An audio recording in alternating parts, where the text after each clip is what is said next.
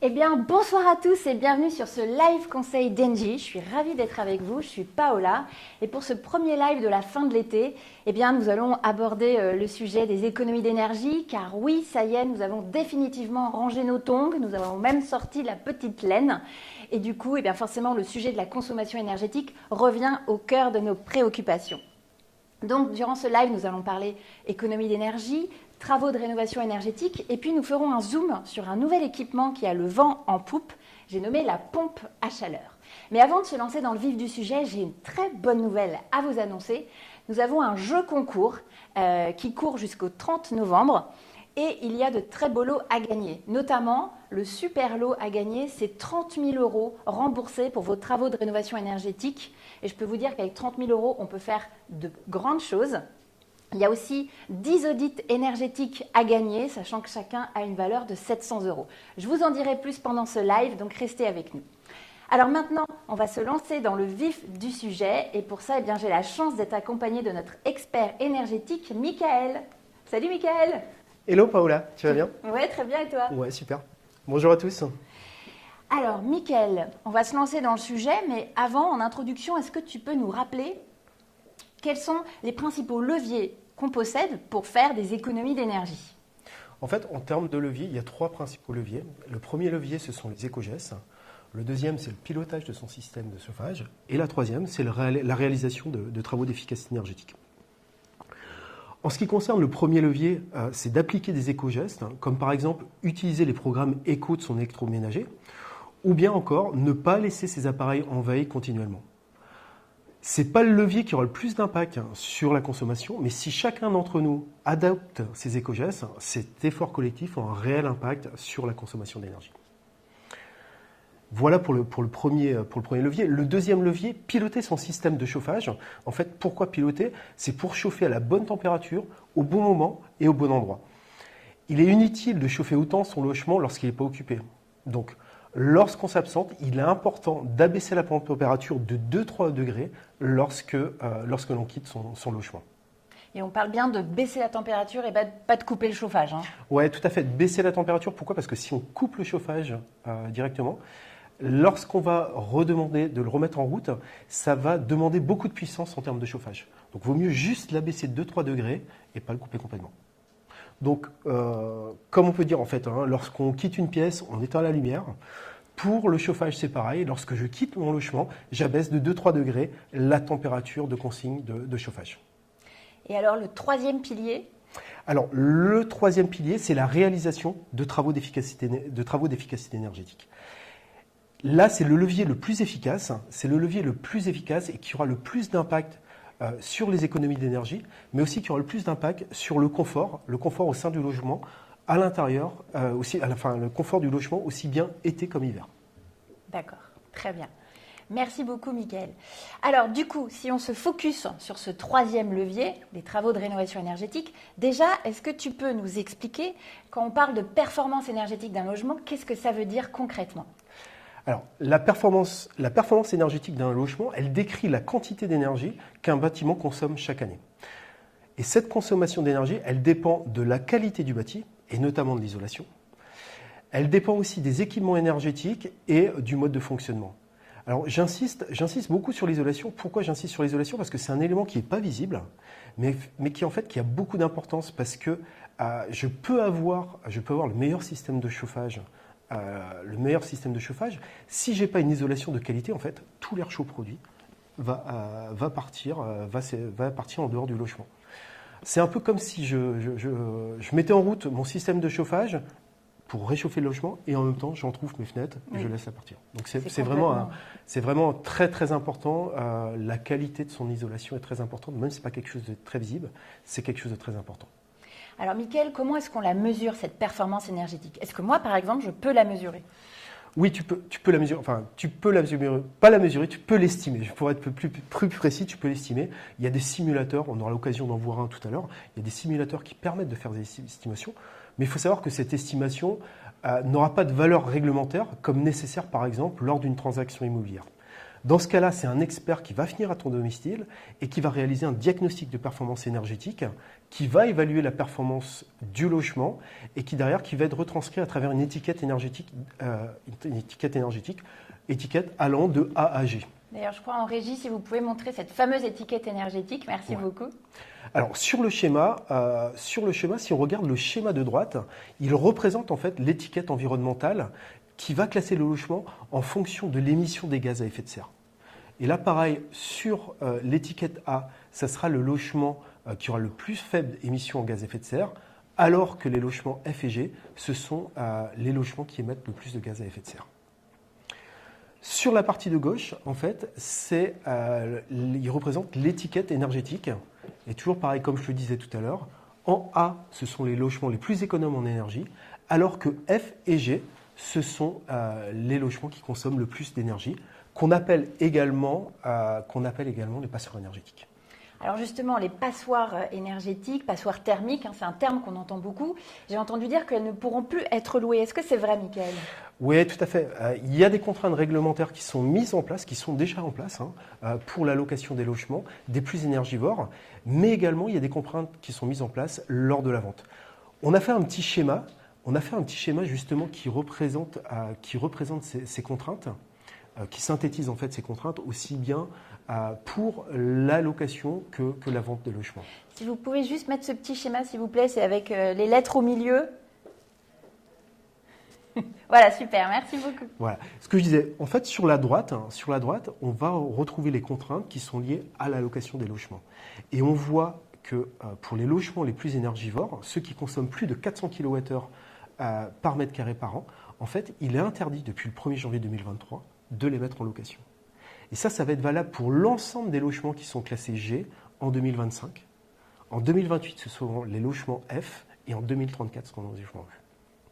Ça, c'est pour la partie location, mais il faut savoir qu'il y a aussi des contraintes qui ont été mises dans le cadre de la vente des logements, puisque depuis avril de cette année, avril 2023, les logements qui sont classés F ou G, le propriétaire, lorsqu'il met son bien en vente, en plus de la réalisation d'un DPE, il doit, depuis avril 2023, réaliser un audit énergétique.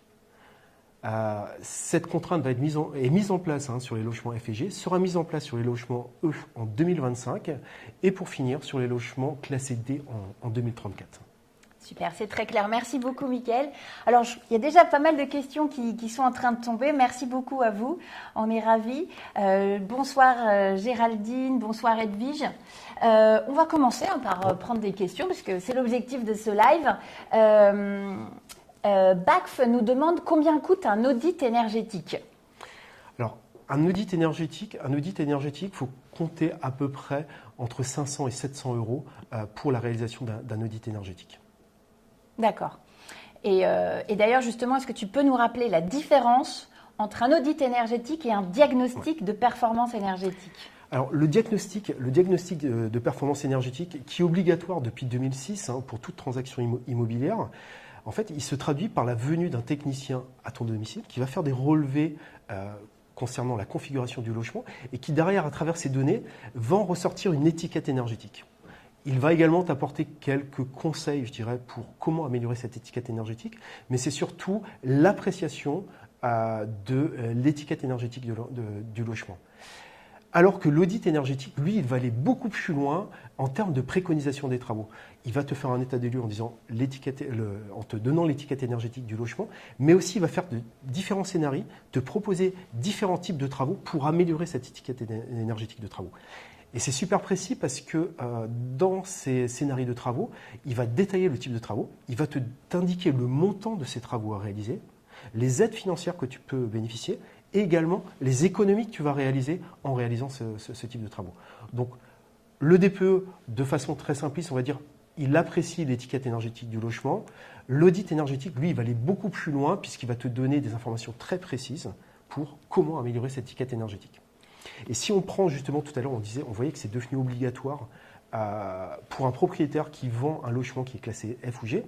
Si on se met à la place de l'acquéreur qui va acheter ce type de bien, il va bien entendu, il va savoir combien il va acheter. Mais en plus, grâce à l'audit, il va savoir le montant des travaux à réaliser pour passer son logement de F à D, par exemple, en termes d'étiquette énergétique. Et d'ailleurs, c'est l'audit énergétique que vous allez pouvoir gagner en participant au jeu concours dont je vous parlerai dans quelques minutes. On continue un petit peu les questions. Karl demande, à la charge de qui ce diagnostic ? Alors, le diagnostic, il est à la charge du vendeur.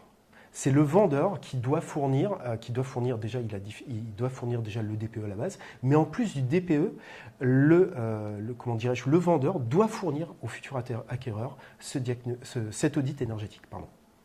D'accord. On continue les questions. Léon, question, ceux qu'on ne pourra plus louer sur F et G, c'est GES ou consommation ? C'est GES ou consommation ? Non, je n'ai pas compris la question. Alors, c'est l'émission des gaz à effet de serre ou la consommation énergétique. D'accord. En fait, il le regroupe, sur le nouveau DPE, il le regroupe. C'est à partir du moment que l'étiquette sera F ou G, considérée comme passoire, en fait, il le regroupe dans les deux, qu'il y aura cette obligation. D'accord, merci pour cet éclairage. Et Léon, j'espère qu'on a bien répondu à la question. Alex demande, est-ce qu'il y a des aides pour réaliser l'audit énergétique ? Aide de la mairie, par exemple ? Il y a dans certaines situations, dans le cadre de la réalisation de travaux derrière, il y a des aides qu'on peut obtenir pour financer une partie de l'audit. C'est les aides qui s'appellent MaPrimeRénov'. MaPrimeRénov', dans certaines conditions, c'est soumis à condition, dans le cas où il y a la réalisation de travaux derrière, il peut y avoir une aide de MaPrimeRénov' pour financer l'audit énergétique. Alors, on va reprendre un petit peu le chemin. Vous inquiétez pas, continuez à poser vos questions. On va les reprendre au fil de l'eau. Donc, on a bien compris, le diagnostic de performance énergétique, il est obligatoire pour toutes les transactions immobilières. Et l'audit énergétique, il va devenir obligatoire lors des ventes des biens les plus mal classés. Plus précis, il est devenu obligatoire pour les logements les plus mal classés. Et on voit que ça va monter crescendo dans le temps.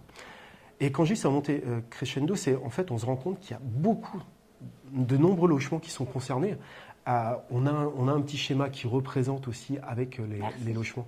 On le voit ici. Là, c'est l'Office national de la rénovation énergétique qui nous apporte ces éléments-là, qui indique que sur 30 millions de résidences principales en France, plus de 5 millions sont classées F ou G. C'est 17% du parc qui est considéré aujourd'hui comme passoire énergétique. C'est vraiment énorme. Donc 17% F et G, 22% en E. Ça veut dire que 39% des logements en France ont une mauvaise performance énergétique. C'est bien ça, en résumé. Ouais, c'est ça. On a 39% qui sont classés E, F ou G, donc les plus mauvaises étiquettes. Et ça donne une idée en fait du potentiel d'économie d'énergie qui est réalisable par l'intermédiaire de la réalisation de travaux d'efficacité énergétique. Et là, Mickaël, tu m'offres une transition en or. Je te remercie. Justement, je vous parlais de ce jeu concours en introduction. On vous propose de participer à un jeu concours jusqu'au 30 novembre inclus. Et il y a plusieurs lots à gagner. Le super lot, c'est 30 000 € remboursés pour vos travaux de rénovation énergétique, plus un audit énergétique offert. Et il y a 10 autres audits énergétiques à gagner, sachant qu'un audit énergétique, c'est quand même 700 €.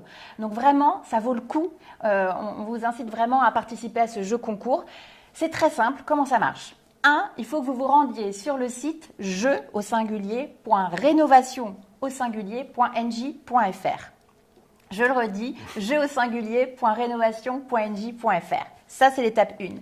Étape 2, vous cliquez sur « Je participe ». Étape 3, vous complétez le formulaire en ligne et ensuite vous cliquez sur « Je valide ma participation ». Voilà, c'est hyper simple. Le tirage au sort, il a lieu en décembre et ensuite vous êtes contacté directement en décembre pour les heureux gagnants. Donc vraiment, allez-y parce que ça vaut le coup. On va peut-être continuer encore avec quelques petites questions. Je vois qu'il y a plein de likes. Merci beaucoup. Ça fait plaisir. À quelle aide a-t-on droit pour réduire sa consommation d'énergie ?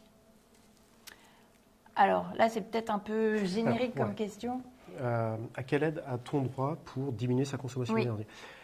Alors les aides, elles sont réalisées. Les aides, on peut obtenir des aides, c'est dans le cadre de la réalisation des travaux d'efficacité énergétique, où il y a différentes aides qui peuvent être gouvernementales, qui peuvent être des fournisseurs d'énergie, qui peuvent être locales aussi. Et justement ça, on aura l'occasion d'y revenir tout à l'heure, de détailler un petit peu plus ces aides, et on prendra également un exemple pour montrer ces aides. Mais les aides, c'est vraiment les aides pour accompagner, pour financer une partie des travaux d'efficacité énergétique dans les logements, pour aider à moins consommer sur ces logements. On y reviendra de manière plus précise. Et une dernière petite question de Marc. Bonsoir Marc. Peut-on cumuler les aides NJ et la prime Rénov'? Oui, tout à fait. On va y revenir tout à l'heure dans le détail. Ce sont les deux aides qui sont évoquées par Marc. Là. Ce sont les deux aides principales. Ma prime Rénov et la prime économie d'énergie qui est délivrée par les fournisseurs d'énergie. À savoir que ces deux aides sont bien cumulables. Absolument. Voilà, je voulais vous rassurer, Marc, mais on va en parler plus en détail. Alors du coup, on va revenir un peu au cœur du sujet. On parle travaux, mais c'est très compliqué de savoir quels travaux réaliser, qu'est-ce qu'il faut privilégier. Est-ce que c'est le système de chauffage? Est-ce que c'est l'isolation? Est-ce que c'est mes équipements? Et puis combien ça va coûter? Donc on est un peu perdu. Comment est-ce que Engie nous aide pour avancer sur ce projet? Alors, première chose, tu as raison, Paola, il y a pas mal de questions et c'est important de se poser les bonnes questions avant de se lancer. La première question qui arrive, c'est se dire, par exemple, j'ai un logement qui consomme beaucoup d'énergie, j'ai un inconfort ou autre. Première question qui arrive assez naturellement, c'est quels travaux je dois réaliser. Est-ce qu'en priorité, je dois changer mon système de chauffage? Est-ce que je dois faire des travaux d'isolation? Est-ce que je dois démarrer par les travaux d'isolation? Si oui, est-ce que je dois faire des travaux d'isolation des combles? Est-ce que je dois faire des travaux d'isolation des murs? Et ça, c'est une question qui est très importante à se poser avant de se lancer, c'est de déterminer les travaux qui sont prioritaires à faire dans le logement. La seconde question, une fois que j'ai déterminé ces travaux à réaliser, c'est une question qui va arriver assez rapidement, c'est combien vont me coûter ces travaux? Oui, question importante. Derrière, comme on vient juste de l'évoquer par la question de Marc, c'est il y a des aides, ok, mais est-ce que moi je peux en bénéficier aussi de ces aides et de quel montant je peux bénéficier de ces aides? Ça, c'est une question aussi qui est très importante. Et après, comment je peux financer ces travaux et comment je peux trouver un professionnel de confiance pour réaliser ces travaux? Et alors du coup, comment on répond à toutes ces questions? Alors, pour accompagner les particuliers dans leur parcours de projet de travaux et se lancer en fait en toute confiance, Engie a mis en place un parcours travaux qui se compose de plusieurs briques. Et la première de ces briques, c'est le simulateur de bilan énergétique qui va pouvoir justement de renseigner sur ce bilan les caractéristiques du logement pour avoir une estimation du bilan énergétique et prioriser les travaux à réaliser. Ce que je propose, donc ça c'est un bilan qui est en ligne sur le site monespaceprime.ng.fr. Ce que je propose, c'est que on regarde, on va pas faire le bilan en entier parce que ça va prendre un petit peu de temps, même si c'est pas très long. Pour un live, c'est pas adapté. Mais en fait, quand je dis c'est pas très long, les questions qui vont être posées dans ce bilan énergétique, elles vont concerner le logement, le bâtiment, c'est-à-dire quel type de fenêtre, quelle est l'isolation, est-ce qu'il y a eu des travaux qui sont déjà réalisés, les ouvertures, est-ce qu'il y a des ouvertures qui ont été mises, et aussi les différents systèmes de chauffage qui vont être. Et en fait, une fois qu'on aura renseigné ces éléments-là, on va peut-être pouvoir présenter le schéma derrière qui va amener une synthèse du logement. Oui, voilà, on a rempli au préalable toutes les informations pour gagner un petit peu de temps. Et là, on vous montre vraiment la synthèse des résultats.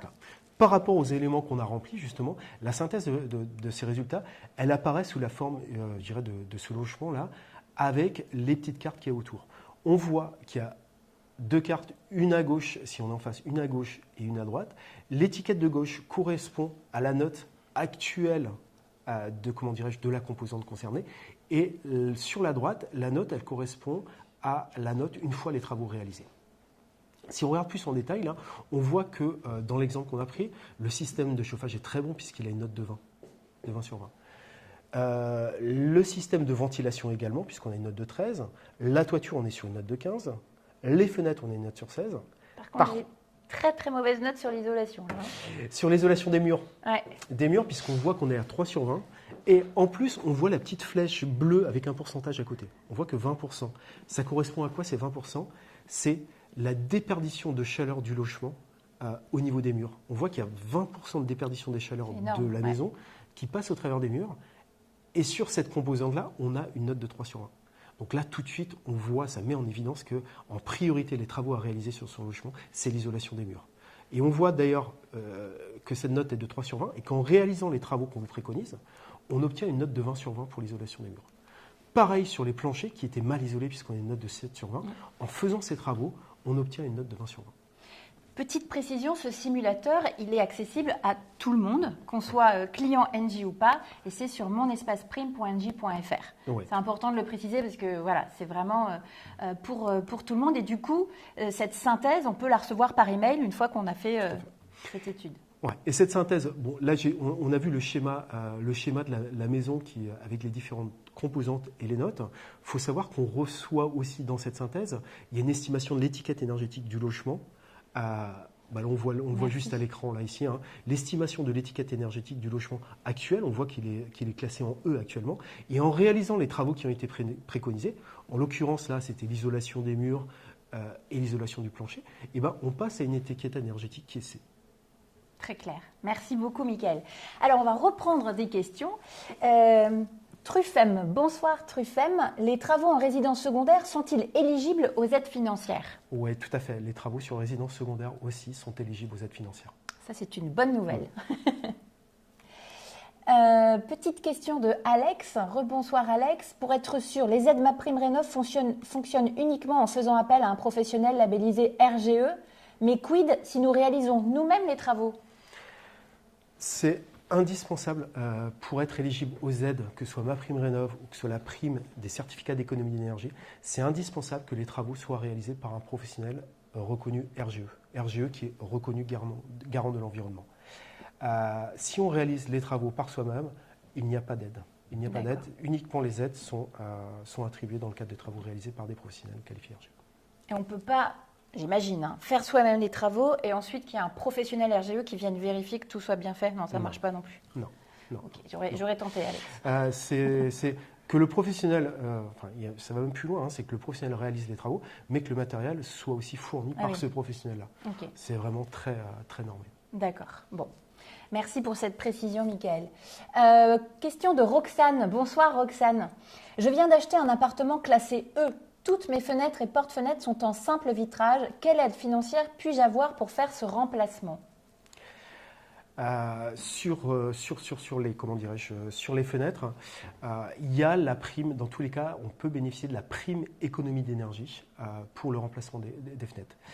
MaPrimeRénov', j'ai un doute. Je sais qu'à un moment donné, les fenêtres étaient éligibles à MaPrimeRénov', mais j'ai un petit doute. Je crois qu'elles ne sont plus éligibles, les fenêtres, à MaPrimeRénov'.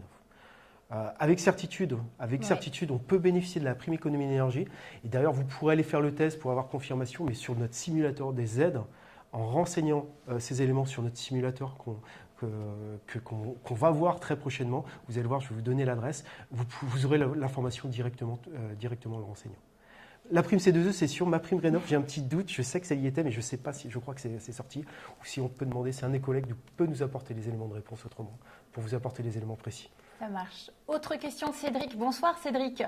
Si j'installe une pompe à chaleur avant d'isoler, j'améliore mon DPE, mon diagnostic de performance énergétique, mais quid des économies d'énergie? On va en parler de la pompe à chaleur. Mais... Ouais, et là, on met le doigt sur quelque chose de très important. Hein. La question, elle met le doigt sur quelque chose de très important.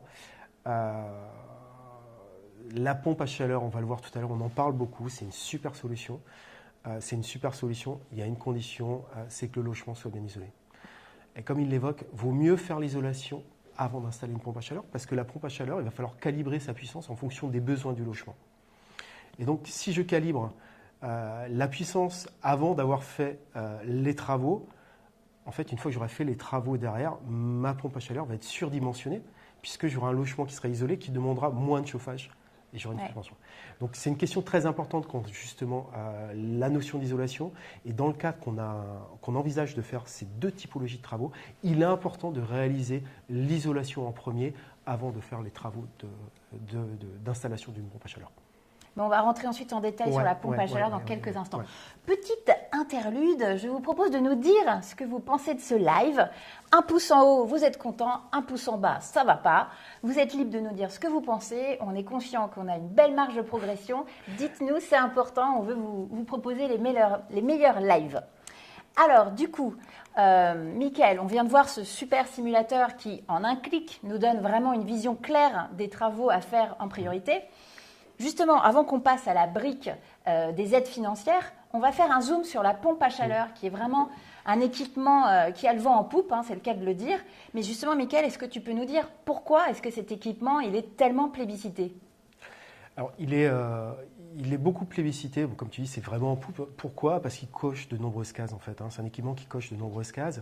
La première case, déjà, c'est une technologie qui est éprouvée.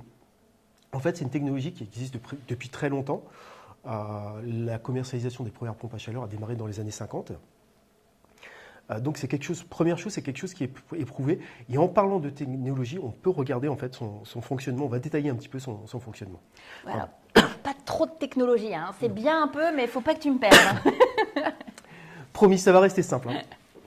Alors pour chauffer, que ce soit pour chauffer ou refroidir le logement, ce qui permet une pompe à chaleur, hein, aussi bien de chauffer que de refroidir, ce qu'on appelle le côté réversible du système.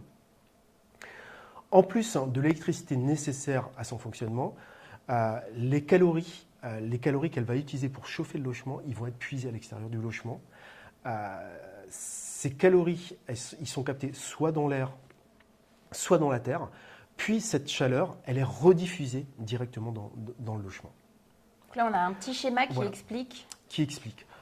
Sur le schéma de gauche, on voit qu'il y a un module, le module extérieur qui est sur la gauche, module extérieur qui d'ailleurs ici on en a un ici, je ne sais pas si on peut le représenter, si on peut le voir à l'image. Magnifique module extérieur. Ça c'est le module extérieur. C'est celui qu'on voyait sur le schéma, si on part sur le schéma de gauche, c'est le module extérieur. Ce module extérieur, il va capter des calories dans l'air. Ces calories-là vont être compressées et vont fournir de la chaleur au sein du logement. Sur le schéma de gauche, en fait, cette chaleur va être retransmise à un circuit d'eau qui va alimenter sur la partie haute, là on voit des radiateurs ou un plancher chauffant. Donc c'est ce qu'on appelle une pompe à chaleur dans cette situation-là, une pompe à chaleur RO. Pourquoi RO? Je vais capter des calories à l'extérieur dans l'air et je rediffuse la chaleur au sein d'un système de boucle à eau chaude, qu'on appelle de boucle à eau chaude, au travers des radiateurs ou d'un plancher chauffant. La deuxième technologie qui est sur la droite, elle, on démarre, c'est la même chose. Je vais capter des calories par l'unité extérieure dans l'air. Et je rediffuse ce chauffage non pas à travers un système de boucle à eau chaude, mais je vais ressouffler directement de l'air chaud dans le logement. Et c'est ce qu'on voit directement sur le logement. D'accord. Très clair. Merci beaucoup pour cette explication. Ça va, ça n'a pas été trop technique. J'ai compris. Ouh. Alors, on reprend les questions parce qu'on en a pas mal. Merci d'ailleurs à vous pour toutes ces questions. Doves, bonsoir Doves. J'ai une chaudière à condensation, mais la maison est très mal isolée. Suis-je éligible? Éligible à... J'imagine au Z, mais du coup, ça dépend Doves ce que tu veux faire. Pardon, je tutoie. Ouais. Alors, si j'ai bien compris, il y a une chaudière à condensation, il y a une mauvaise isolation. Ouais. Pour refaire, je pense que c'est pour refaire l'isolation, si c'est une très mauvaise isolation, j'imagine que la priorité, c'est de faire l'isolation avant de s'attaquer au système de chauffage. Oui, tout à fait, on est éligible aux aides. Les travaux d'isolation sont bien éligibles aux aides, que ce soit des aides MaPrimeÉconomie d'énergie ou l'aide MaPrimeRénov'. D'accord, très bien. Tristan, bravo pour l'accompagnement d'Engie. Merci Tristan, Merci. Ça fait plaisir. Gigi, une étude complète du logement peut être effectuée par qui et son coût et à qui s'adresser? Une étude complète. Ouais. Alors l'étude complète est détaillée par rapport à la réalisation de travaux. On pense tout de suite à l'audit énergétique. Hein. Tout à l'heure, nous, on a vu notre simulateur qui permet de faire un bilan, qui permet, à travers des renseignements que l'on donne, d'avoir une idée et de prioriser les travaux. Derrière, ce qui va être le plus précis, c'est l'audit énergétique. Et l'audit énergétique, hein, pour les réalisations de travaux dans un logement, ce sont des sociétés spécialisées sur le sujet, qui a un agrément spécifique, hein, pour pouvoir réaliser l'audit. Et l'audit, pour un audit lié aux travaux, je dirais, c'est aux alentours de 1 000 € qu'on va être sur un audit qui est vraiment très complet, poussé pour la réalisation des travaux. D'accord, très bien. Michael, bonsoir Michael. Quid des aides pour réaliser des rénovations dites globales? Par exemple, son logement est en étiquette E et il souhaiterait faire passer son logement en A ou B. Est-ce que les aides peuvent être plus importantes quand on décide de faire vraiment une remise à niveau, si je puis dire? Tout à fait. Il y a des aides qui sont... Il y a des bonus, hein, sur les aides. Hein. Quand on passe, par exemple, c'est sur des économies d'énergie, quand on dit que le logement, par exemple, va passer un gap de plus de 50% d'économie d'énergie. Dans ces cas-là, il y a des bonus il y a des bonus, il y a bonus aussi sortis de passoires énergétiques. Donc dans ce cadre-là, MaPrimeRénov' va être les aides vont être encore plus conséquentes dans ce qu'on appelle les rénovations globales en fait. D'accord, super. Très bien. Alors si on revient à notre amie la pompe à chaleur, en résumé, pourquoi est-ce que tu dirais qu'elle est tellement plébiscitée aujourd'hui? Alors ce qu'on disait tout à l'heure, c'est une technologie éprouvée. Éprouvée, c'est une technologie simple et en plus elle utilise de l'énergie renouvelable. Et de ce fait, du coup, elle est éligible à certaines aides financières. Si on prend par exemple l'installation d'une pompe à chaleur RO en remplacement d'une chaudière qui est alimentée soit au fioul, soit au gaz, on pourra bénéficier de la prime économie d'énergie et de l'aide gouvernementale MaPrimeRénov'. Et comme on le disait tout à l'heure, les deux sont cumulables. Super. Et est-ce que toutes les personnes qui veulent remplacer leur chaudière peuvent passer à la pompe à chaleur? Alors, je vais faire un distinguo. Je vais dire, la personne qui habite dans une maison, un pavillon, un logement individuel, quasiment tout le monde peut installer une pompe à chaleur. Pourquoi? Parce que le module extérieur qu'on a vu tout à l'heure là, il peut être installé facilement. En revanche, lorsque j'habite dans un appartement, dans un logement collectif, ça va être plus compliqué parce qu'il va falloir réussir à trouver un espace dédié à l'extérieur pour installer ce module.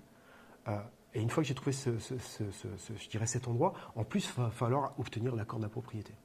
Donc plus délicat dans du collectif, dans des immeubles. En revanche, quasiment tout le monde peut le faire sur une maison individuelle. Alors, tout le monde peut le faire, mais il y a quand même certains éléments. Au côté NJ, on sensibilise les personnes en disant il y a quand même certains éléments à vérifier avant de se lancer sur une pompe à chaleur de s'assurer pour avoir vraiment un bon fonctionnement de la pompe à chaleur. L'un des premiers éléments, une fois qu'on s'est assuré, bien entendu, qu'on peut positionner le module extérieur, le premier élément qu'on a évoqué déjà il y a quelques temps, c'est s'assurer que son logement est correctement isolé. Pourquoi? Parce que si ce n'est pas le cas, il va falloir surdimensionner la pompe à chaleur. Cette pompe, elle va être sursollicitée et son rendement ne sera pas optimal. Ça, c'est le premier point. Je m'assure que le logement est correctement isolé. Ensuite, si on a vu qu'on était dans une situation de remplacement d'une chaudière au gaz ou au fioul par une pompe à chaleur, c'est qu'il y a déjà des radiateurs existants. Et est-ce que je peux garder ces radiateurs existants là justement? C'est-à-dire, est-ce qu'ils sont bien adaptés de façon optimale pour recevoir justement le fonctionnement d'une pompe à chaleur? Et ça, c'est le professionnel. Le professionnel qu'on a vu tout à l'heure, il faut qu'il soit qualifié RGE. Et c'est lui qui va s'assurer en fait que soit le plancher chauffant ou les radiateurs en place correspondent avec un fonctionnement optimal des pompes à chaleur.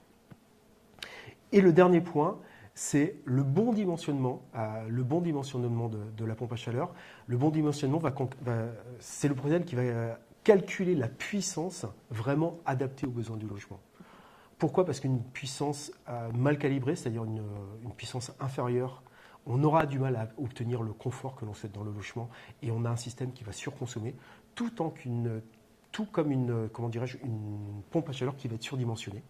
Pourquoi? Parce qu'elle va être surdimensionnée, donc elle aura tendance à se mettre en route et s'arrêter très rapidement. On va avoir des marches arrêts répétitifs, ce qui fait qu'on ne sera pas dans un fonctionnement optimal et ce n'est pas bon non plus pour la durée de vie du matériel.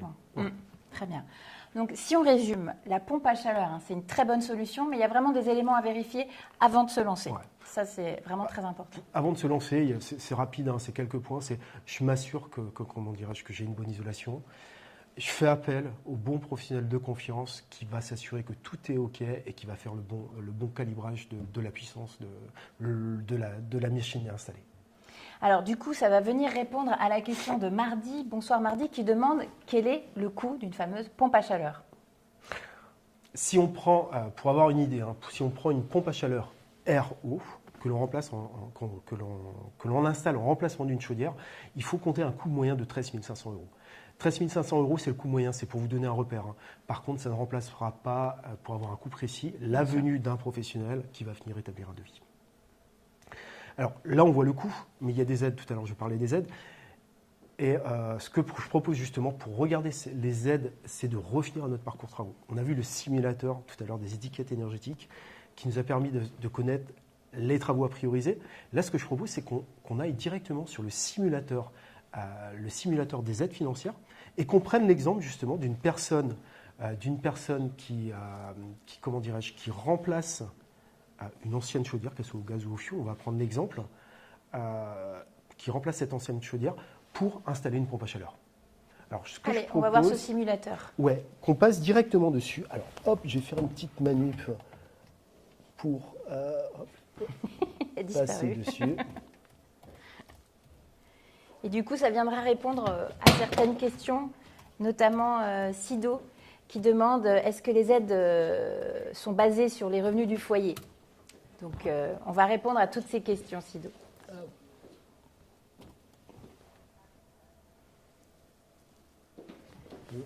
Un petit souci technique, mais ça va Ça devrait se résoudre. se résoudre, vous inquiétez pas. Sinon, peut-être qu'en attendant, on peut avancer sur certaines questions.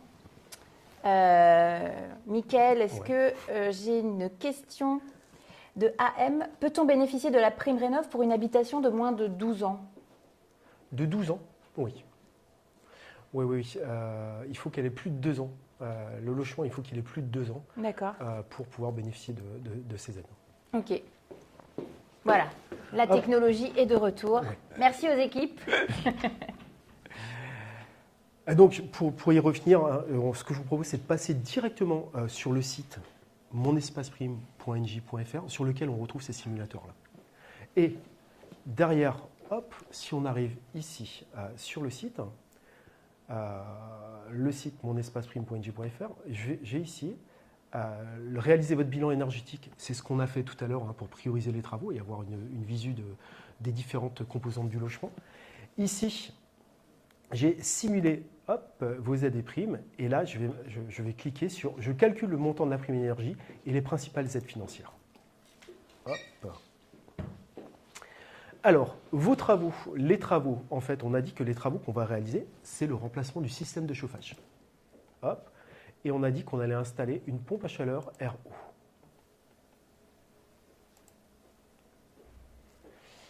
La surface en mètres carrés chauffée par la pompe à chaleur, on va dire qu'on est sur 110 mètres carrés.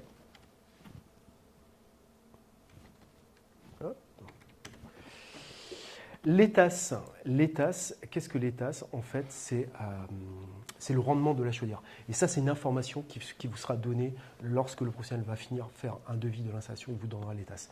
Là, on va prendre une tasse moyenne, on va prendre une tasse entre 111 et 120. Alors ici, on voit, il y a une question, c'est est-ce que je connais le montant des travaux? Si je ne connais pas le montant des travaux, ici, j'ai un coût des travaux estimé. C'est-à-dire qu'on a un Argus des travaux qui nous donne le prix moyen des travaux si jamais on ne connaît pas. Si jamais, par contre, j'avais déjà réalisé un devis avec un professionnel, dans ce cas-là, je connais le montant des travaux et je peux aller renseigner le coût des matériaux et le coût de main-d'œuvre. Donc, je vais rester ici en disant que je suis au début de ma recherche, que je ne connais pas encore le coût des travaux. Et je vois que ici, l'installation d'une PAC RO pour le remplacement d'une chaudière est de 13 400 €. Alors, le type de logement, on va dire qu'on est en maison. Le type de détention du bien, on va dire qu'on est propriétaire occupant, que c'est la résidence principale et qu'on réalise les travaux dans le 92 000 par exemple. L'année de construction, on va dire que c'est une construction qui a été faite en 92. Et on a dit que cet appareil est destiné à remplacer, on installe une PAC RO par exemple, en remplacement d'une chaudière au fioul. Hop. L'énergie de chauffage, donc on sera à l'énergie de chauffage après travaux, on sera à l'électricité. Et la surface habitable, on a dit qu'on était à 110 mètres carrés. Hop. Les dernières questions, alors on le fait en ligne, c'est juste pour vous montrer qu'en 3 minutes, que c'est assez simple à remplir. Ça peut peut-être paraître un petit peu long comme ça durant le live, mais c'est juste pour montrer que c'est super simple à remplir et que très rapidement, avec ces éléments-là, on a des informations qui sont très personnalisées. Mais pour avoir ces informations personnalisées, on demande une question qui est sur le revenu fiscal du ménage. Pourquoi? Parce que les primes varient en fonction des revenus du ménage. On va prendre par exemple ici un revenu fiscal de référence de 40 000 €.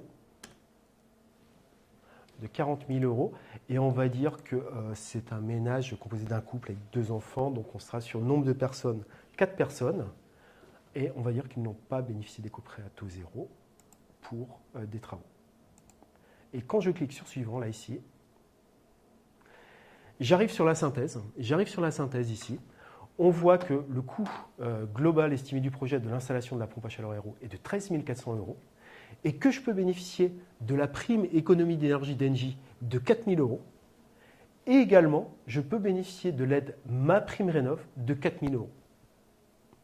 Ce qui fait que l'ensemble de ces aides, la prime économie d'énergie plus MaPrimeRénov', on est à 8 000 €, soit un reste à charge de 5 400 €. Voilà. Merci beaucoup, Mickaël. Donc, on voit qu'en quelques clics, on a vraiment une idée précise du coût que cela va nous coûter et des aides auxquelles on peut bénéficier. Alors, du coup, pardon, tu voulais dire quelque chose? C'est juste se dire, c'est vraiment personnalisé. En ce simulateur, en quelques clics, on a quelque chose de personnalisé par rapport à ses revenus, par rapport à la composition de son ménage. On parlait tout à l'heure de l'année de construction du logement. On l'a renseigné là aussi. Donc, on a vraiment quelque chose qui est très, très personnalisé. En quelques clics, on a toutes ces informations-là grâce à ce simulateur. Qui, encore une fois, est accessible à tout le monde. N'oubliez pas monespaceprime.engie.fr. Du coup, on a des questions. Anne demande, bonsoir Anne, quel est le meilleur emplacement pour une pompe à chaleur? Alors, pour une pompe à chaleur, là, on pense de l'unité extérieure qu'on a vue tout à l'heure, le meilleur emplacement. Alors, il faut savoir que, déjà, ça fait du bruit, une unité extérieure. Alors, il y a eu beaucoup de progrès, si on regarde des unités extérieures, il y a 10 ans de ça faisait beaucoup plus de bruit. Aujourd'hui, ces bruits se sont quand même ont bien diminué. Par contre, ça continue à émettre du bruit. Donc, l'idéal, c'est de l'éviter de le mettre près des ouvertures. Ça, c'est le premier point, pour pas gêner. Le deuxième point aussi, c'est qu'on va aller capter les calories dans l'air. Donc, le plus important, c'est si on peut positionner dans l'endroit qui sera le plus chaud, ça sera le mieux, on aura le meilleur rendement. Donc, si on peut la positionner au sud, ça sera mieux. Et si on peut éviter de la positionner au nord, ce sera le mieux aussi. D'accord, super. Donc 2 points à prendre en considération sur l'implantation du module extérieur, la notion de bruit, parce que ça fait du bruit. Et deuxièmement, de ne pas être dans un endroit qui est trop froid, un courant d'air ou autre, pour améliorer le rendement en fait, du système. D'accord. Très clair. Merci beaucoup, Mickaël. Julia, bonsoir Julia. Julia nous demande, est-ce qu'on peut mettre une pompe à chaleur en remplacement d'une chaudière au gaz avec un plancher chauffant? Oui, tout à fait. Et je dirais que c'est même adapté. Et c'est même adapté parce que le plancher chauffant, lorsqu'on a un plancher chauffant, c'est un système qui fonctionne en basse température. En basse température, c'est-à-dire qu'on a une grande superficie qui est chauffée par de l'eau chaude. Donc on n'a pas besoin de beaucoup de montée en température. Et ça, c'est adapté pour les pompes à chaleur parce que plus on travaille en basse température, plus on aura des rendements optimaux pour la pompe à chaleur. Oui, tout à fait, le plancher chauffant est complètement adapté pour le fonctionnement avec une pompe à chaleur. Après, lorsqu'on va le faire, mais ça c'est le professionnel aussi, peut-être que ce plancher chauffant va nécessiter d'être nettoyé avant d'installer une pompe à chaleur. Mais ça c'est le professionnel qui va regarder ce qu'on appelle le désembouage. Est-ce que le plancher chauffant, avant d'installer une pompe à chaleur, nécessite un désembouage? Tout dépendra de l'âge de ce plancher chauffant et aussi du niveau, est-ce qu'il y a de la salissure dedans ou pas. De l'état du plancher. Ça marche. Merci, Mickaël. Berthaud, bonsoir Berthaud. Peut-on conserver sa chaudière et ajouter une pompe à chaleur pour juste une partie de la maison? Il nous précise qu'il y a 4 niveaux à chauffer. Ouais, c'est réalisable. Là aussi, je conseille vraiment de faire appel à un professionnel qui soit qualifié, qui soit de confiance, pour vraiment étudier la situation. C'est possible de réaliser. On peut coupler les deux. On peut même coupler les deux et je dirais garder sa pompe à chaleur, garder son système de chauffage pour l'utiliser uniquement lorsqu'il fait le plus froid et qu'on a le moins bon rendement de la pompe à chaleur, et utiliser la pompe à chaleur lorsqu'on n'est pas sur des périodes super froides. Mais c'est tout à fait possible. Là, il faut vraiment faire appel à un professionnel de confiance pour étudier cette situation spécifique. Justement, ça répond à la question. Mince, je ne la retrouve plus. Je crois que c'était Saïd qui demandait est-ce que vous pouvez nous mettre en relation justement avec des professionnels et pas des truands. On va revenir dessus, vous inquiétez pas, ça fait partie du parcours travaux. On a d'autres questions sur la pompe à chaleur. Je regarde. Peut-on mettre une pompe à chaleur sur un toit? Si c'est un toit plat? Enfin, comment dirais-je? Ouais. Je pense que c'est réalisable. Là aussi, il faut faire appel à un professionnel. Je pense que c'est réalisable. en mettant des supports spécifiques, parce que ça crée un petit peu de vibration. En fait, c'est un moteur qui tourne, donc ça crée de la vibration. Donc, va falloir mettre un support spécifique en dessous pour pas que ces vibrations soient retranscrites dans le toit. Mais je pense que c'est réalisable. Je pense que c'est réalisable. Et, pareil, là, faire appel à un professionnel pour voir, et en mettant cette pompe à chaleur là justement sur des supports qui absorbent ces vibrations. D'accord. Très bien. Il y a Corinne, bonsoir Corinne, qui demande quelle est la consommation électrique d'une pompe à chaleur. Donc là, ça va dépendre du dimensionnement de la pompe à chaleur, de la consommation. Je pense qu'on ne peut pas répondre comme ça, Corinne. Ça va dépendre de la taille du logement à chauffer. Quel est le volume qui est à chauffer. Ça va dépendre de son niveau d'isolation. Il y a beaucoup de critères qui rentrent en considération. Mais donc, la question comme ça est difficile, on ne peut pas y répondre comme ça puisque ça va être spécifique. Mais comme je disais tout à l'heure, par exemple, une pompe à chaleur qui a un coefficient de performance de 3, il faut savoir que pour 1 kWh d'électricité consommée, elle va restituer 3 kWh de chaleur. D'accord. Gigi, bonsoir Gigi. Est-ce que l'ANA peut intervenir et en quoi ? Alors, l'ANA, MaPrimeRénov', c'est une aide qui est distribuée par l'ANA. L'ANA qui est l'Agence nationale de l'amélioration de l'habitat. Voilà, c'est bien de le préciser. Merci. Du coup, on va passer à la troisième brique de ce parcours travaux. Donc, on a fait une estimation, on a identifié les travaux à faire prioritairement. Ensuite, on a vu quel était le coût, les aides auxquelles on pouvait bénéficier. L'étape très importante, évidemment, c'est de trouver des professionnels vraiment qualifiés RGE. Est-ce que Engie nous aide là aussi ?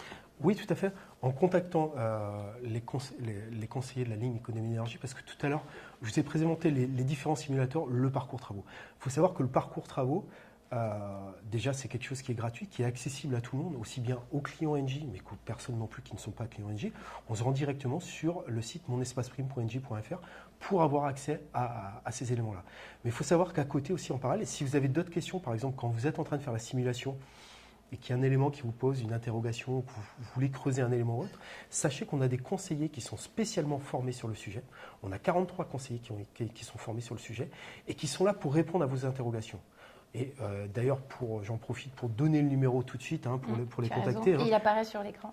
Le numéro pour les contacter, ces conseillers, c'est le 09 77 42 24 54. Et c'est un 09 77, c'est-à-dire que c'est un numéro qui est non taxé. Et en contactant ces conseillers-là, ils vont pouvoir vous mettre en relation avec des professionnels qualifiés RGE qui interviennent sur votre secteur. Très clair. Merci beaucoup. Vraiment, n'hésitez pas à les contacter parce qu'ils sont vraiment là pour vous aider, à la fois pour répondre à toutes les questions et aussi pour vous aider dans les démarches administratives parce qu'on sait que ce n'est pas toujours évident. Et donc voilà, n'hésitez pas à appeler nos conseillers. On a une autre question d'Ali à laquelle on a un peu répondu, mais on revient volontiers dessus. Est-ce que ça vaut le coup de mettre une pompe à chaleur pour un logement noté en D ?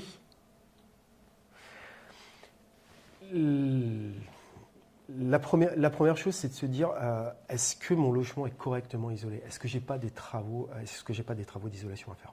La première chose, c'est de s'assurer quand même, je dirais inutile d'aller investir dans un super système de chauffage si le logement n'est pas correctement isolé pour laisser cette chaleur s'échapper.